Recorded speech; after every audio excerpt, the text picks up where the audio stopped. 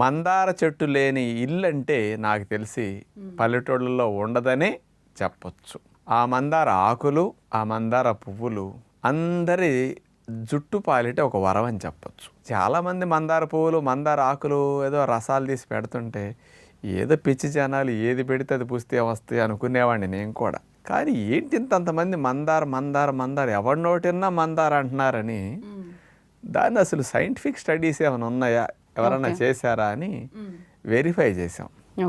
40 పరిశోధన పత్రాల యొక్క సారాంశాన్ని అమెరికా దేశం వారు 2015 సంవత్సరంలో రట్గర్స్ యూనివర్సిటీ USA వారు వాళ్ళు ఇచ్చినవి. ఇంకొక స్పెషల్ది తెల్ల జుట్టు రాకుండా నలుపుగా ఎక్కువ రోజులు ఉండేటట్టు మందారాకులు చేస్తున్నాయని central leather research institute Chennai వారు 2003 సంవత్సరంలో పరిశోధన చేసి మందారాకుల మీద స్పెషల్గా ఇవ్వటం జరిగింది.